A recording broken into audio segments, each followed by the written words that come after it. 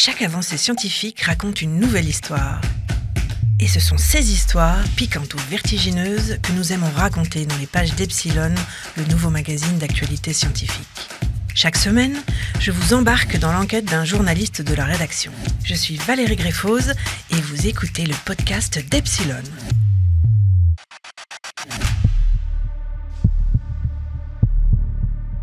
C'est super dangereux. Mais non, il suffit de couper par la constellation du pirate sanglant pour éviter la galaxie dont on ne revient jamais.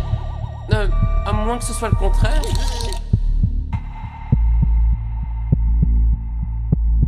Avec ses milliards et ses milliards de galaxies, le cosmos est si vaste qu'il paraît sans limite. Et au-delà de ses dimensions astronomiques, on pensait surtout que l'univers était la seule manifestation, dans le monde réel, du concept mathématique d'infini. Monsieur, il s'agit de la question la plus abstraite de notre monde. C'est enfin l'occasion de voir une preuve concrète. Sauf qu'un trio d'astrophysiciens vient de mesurer une minuscule courbure de l'espace-temps. L'univers serait-il sphérique? Et donc fini? Coup de tonnerre dans la communauté scientifique, car le consensus s'était installé depuis des dizaines d'années. Toutes les observations du cosmos et de ses galaxies disaient la même chose. Où que l'on regarde, aussi loin qu'on aille sonder le ciel avec les télescopes, il était droit comme un i. S'il est courbe, cela remet en cause l'intégralité du modèle sur lequel repose toute notre compréhension de l'univers. Alors, l'univers est-il fini ou infini? A-t-il un bord ou pas de bord? La journaliste Alexandra Pienne a plongé au cœur de cette controverse cosmologique. Alexandra, quand on pense à l'univers, on l'imagine assez naturellement infini. Qu'est-ce qui vient aujourd'hui remettre en cause cette vision? Eh bien Valérie, figure-toi que c'est une étude menée par l'astrophysicien italien Alessandro Melchiorri de l'université de Rome La Sapienza et deux de ses collègues qui se sont penchés en fait sur le rayonnement du fond diffus cosmologique. Or ce rayonnement, qui baigne tout l'espace, c'est une sorte de photographie détaillée des débuts de l'univers. Sur cette image primordiale, en fait, on voit des petits grumeaux qui remontent à la naissance de l'univers. Des toutes petites fluctuations de densité de matière qu'il y avait dans l'univers quand celui-ci n'avait que 380 000 ans et qu'il était une bouillie de plasma chaud. En fait, 380 000 ans, c'est très peu comparé à son âge actuel, 13,8 milliards d'années. Cette matière primordiale qui existait au début de l'univers a émis un rayonnement qui s'est propagé jusqu'à nous et qui baigne aujourd'hui tout l'espace. Il a été capté par le satellite Planck de 2009 à 2013. Et de nombreux cosmologistes l'étudient à la recherche de réponses sur la jeunesse du cosmos, mais aussi sur sa structure, sa forme, sa géométrie. Et qu'est-ce que ces trois scientifiques ont vu exactement? En fait, ils savaient sur quoi se pencher. Ils se sont penchés sur une anomalie spécifique, qui avait d'ailleurs été repérée déjà par le satellite Planck, mais aussi, il y a 20 ans, par le satellite WMAP. En fait, les plus petits des motifs de cette image primordiale ne collent pas tout à fait avec ce qui est prévu par la théorie. Bon, la plupart des scientifiques s'en accommodent, en changeant légèrement les paramètres des modèles, ça fonctionne. Mais les trois chercheurs se sont accrochés à cette anomalie. Et si elle voulait dire quelque chose? Ils ont repris les données brutes, captées par le satellite Planck, ils ont recalculé tous les paramètres de l'univers, et là, ils sont arrivés à cette conclusion complètement folle. L'univers a une courbure de 4%. Donc, 4%, ça veut dire qu'il est légèrement arrondi, il n'est pas plat, ça veut dire qu'à très très grande échelle, il est sphérique, et donc, il est fini. Voyez-vous des signes de la fin de l'univers? D'après nos prévisions, avant toute chose, il faudra atteindre un endroit où l'on ne voit plus aucune étoile. Cette question, est-ce que l'univers est fini ou infini, a longtemps été philosophique, rappelle Jean-Philippe Uzan, cosmologiste à l'Institut d'astrophysique de Paris. Et ce n'est qu'au XXe siècle qu'elle est devenue une vraie question de science. Alors la question de la finitude ou de l'infinitude de l'espace et de l'univers, c'est une question qui a plus de 20 siècles de débat, et pendant longtemps, en fait, on n'avait aucune prise sur l'univers. Pensez que pendant longtemps, l'univers, c'était simplement ce qu'on appelle aujourd'hui le système solaire. On avait les planètes que l'on connaissait, et puis les étoiles étaient regroupées sur ce qu'on appelle la voûte céleste. C'était une sphère qui entourait le système solaire. Et en fait, au-delà de cette voûte céleste, de cette sphère cosmique, on ne se posait pas la question de la nature de l'espace. D'ailleurs, dans les représentations graphiques, souvent, on vous met des petits anges, on met du feu. En fait, c'est un espace qui existe, mais dans lequel on ne va pas aller, qui n'est pas notre espace physique. Et donc, en fait, c'était un débat principalement, on va dire, théologique, métaphysique, philosophique. Et c'est qu'avec l'essor de l'astrophysique et de la cosmologie à la fin du 19e et au début du 20e siècle que la question va vraiment se poser de façon scientifique. Il faut rappeler que on apprend qu'il existe une autre galaxie de l'univers simplement en 1924, quand Hubble prouve l'existence de cette galaxie NGC, je crois que c'est 7822 le 30 décembre 1924. Donc là, on a d'autres galaxies identiques à la nôtre. Se pose la question de savoir est-ce que ces galaxies, il y en a partout jusqu'à l'infini, ou est-ce qu'il va y avoir finalement une limite à cette distribution de la matière. Et ça va rentrer en conjonction donc cet apport des observations avec la représentation qu'on est capable d'en faire, donc les outils théoriques que l'on va avoir. D'une part, la relativité générale qui est la première théorie qui nous permet de parler de la géométrie de l'espace et du temps, et d'autre part l'évolution des mathématiques à la fin du 19e siècle qui nous permettent de concevoir des espaces qui sont finis et qui pour autant n'ont pas de bord. Parce que ce qui embêtait les gens, c'était le paradoxe du bord. Vous comprenez bien que si l'espace est fini et qu'il a un bord, qu'y a-t-il après l'endroit où l'espace finit ? D'accord, donc ça c'est même déjà Aristarque de Samos le dit. Si je me trouvais à la limite du monde, pourrais-je tendre au dehors ma main ou un bâton ? Oui ou non ? On voit bien qu'on ne peut pas ne pas tendre sa main au-delà de la limite, mais pourtant il n'y a pas d'espace de l'autre côté, donc on voit qu'on a une aporie qui est là, et tant qu'on n'a pas les mathématiques qui nous permettent de décrire des espaces qui sont finis et sans bord, eh bien en fait ça reste des constructions un peu chimériques, et donc c'est la conjonction en fait des mathématiques, de l'essor en physique de la relativité générale et donc de la géométrie de notre espace-temps qui est à déterminer, qui n'est pas donné de l'extérieur comme un postulat, et de l'astronomie qui va avoir toutes ces observations qui vont sonder depuis un siècle l'univers sur des distances de plus en plus grandes, qui fait que cette question, au XXe siècle, est devenue une véritable question de science. Nous travaillons avec des chiffres théoriques, comme vous voyez, et en fait, ceci dépasse tout ce qu'on peut imaginer. Et ça vous dépasse. Cet univers courbe et fini, auquel aboutissent les 3 astrophysiciens italiens, c'est donc quelque chose de crédible scientifiquement. Alors, Alexandra, quel est le problème ? C'est vrai qu'en réalité, du point de vue des cosmologistes, c'est pas si étonnant que ça que l'espace soit courbe et fini. D'ailleurs, les équations d'Einstein qui décrivent tout l'univers autorisent toutes les courbures possibles. Positives, nulles, même négatives.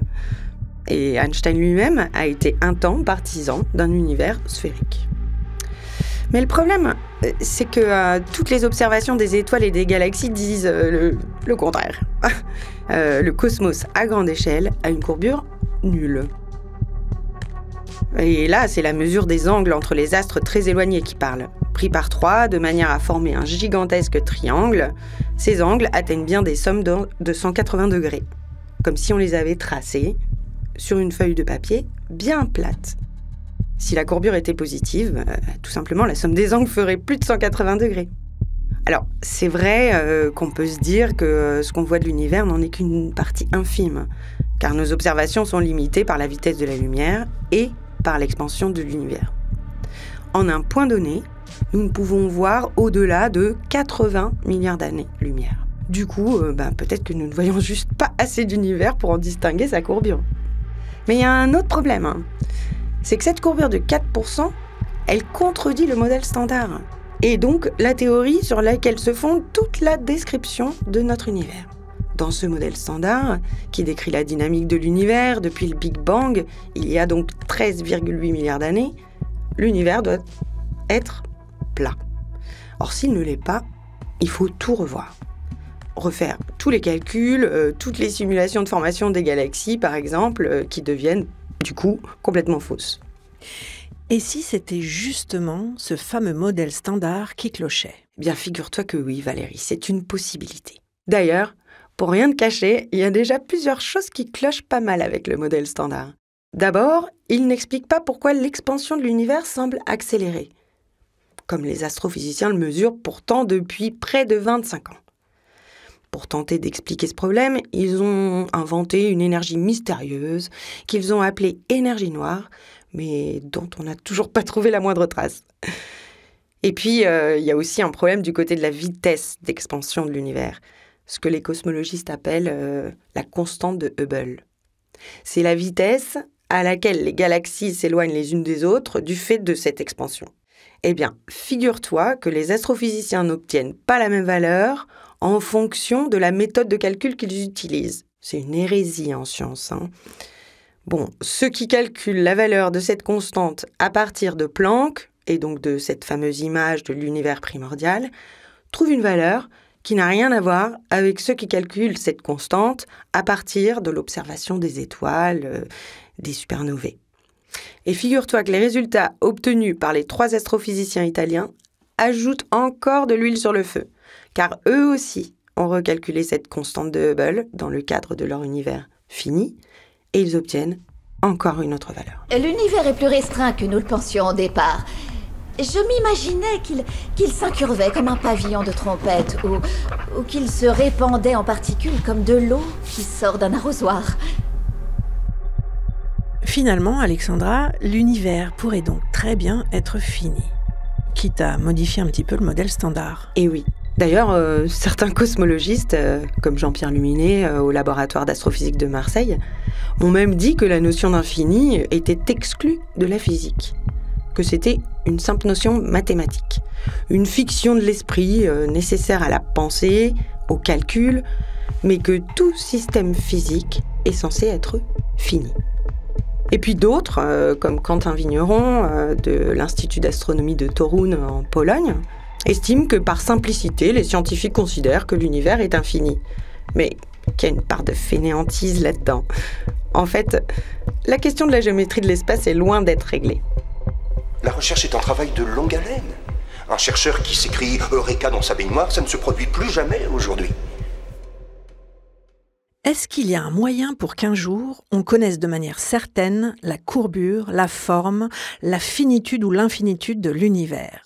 Jean-Philippe Uzan, cosmologiste à l'Institut d'astrophysique de Paris. Alors comme souvent quand on parle de l'univers, on parle du modèle qui représente notre univers. Et ça, ce modèle, il est en constante évolution. Aujourd'hui, on a un modèle qui a un certain nombre de petites failles naissantes qui viennent du fait qu'on a des observations de plus en plus précises. Et la question qui se pose aujourd'hui en cosmologie, c'est de savoir si nos prédictions théoriques ont la précision suffisante pour analyser toutes ces observations modernes qui atteignent une très très grande précision. Donc on voit apparaître des failles. Et ces failles, aujourd'hui, elles nous donnent des indications sur les raffinements que l'on doit apporter à ce modèle cosmologique. Et éventuellement, parce qu'on ne peut jamais être certain, certaines de ces failles, comme l'existence d'une matière noire ou d'une énergie sombre, pourraient révéler, plutôt que la découverte d'un nouveau type de matière, une faille majeure qui pour l'instant nous échappe. Mais ça, tant qu'on n'a pas un nouveau modèle qui expliquerait en fait ces phénomènes sans avoir recours à cette matière, on peut pas dire en fait si déjà il est possible de construire un tel modèle et quelle est la construction qui sera la meilleure par rapport aux observations. Donc il faut toujours comprendre que on ne prouve jamais rien avec certitude, on fait de la science, c'est-à-dire qu'on a des modèles qui sont des bons modèles, donc des bonnes représentations de l'ensemble des observations que l'on a à un moment donné, qui sont en accord avec la physique fondamentale que l'on connaît. Et tant que tout ça est en accord, en fait, on dit voilà, c'est une bonne image de la réalité. Mais il faut oublier de cette idée d'aller chercher la vérité par rapport à une certaine réalité qui existerait, parce que en fait, nous on fait ces descriptions-là, et parfois on se rend compte que on doit changer notre modèle, on doit changer nos lois de la nature, parce qu'il y a des phénomènes nouveaux à ajouter. Donc, est-ce qu'on pourra le détecter avec certitude ? Ça, je ne peux pas le dire. Ce que je peux dire, c'est que si cette courbure est là à hauteur de 4%, les observations cosmologiques avec les précisions qui augmentent vont vraiment prouver que dans ce cadre théorique-là, il doit y avoir cette courbure-là. Parce que on a de nombreuses observations. Là, on pense bien sûr tous au James Webb Telescope qui nous donne des informations sur les premières galaxies, au satellite Euclide qui va nous apprendre beaucoup de choses sur la distribution de la matière et la courbure de l'espace-temps d'ici quelques années. Tout ça en combinaison avec les observations du fond diffus cosmologique et un certain nombre d'autres observations, en particulier de la physique des ondes gravitationnelles. On peut imaginer que si la courbure de l'espace est vraiment là, alors on sera capable vraiment de la mettre en évidence. Voilà, vous êtes maintenant au cœur du débat. Fini ou infini, la question est posée. Et elle est loin d'être anecdotique. elle sous-tend rien de moins que toute notre conception de l'univers.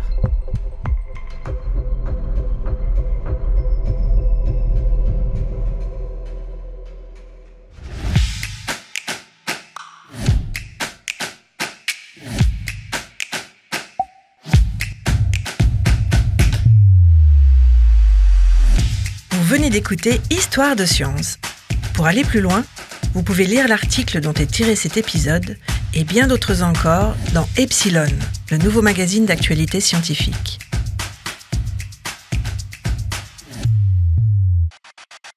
Et rendez-vous la semaine prochaine pour une nouvelle Histoire de science.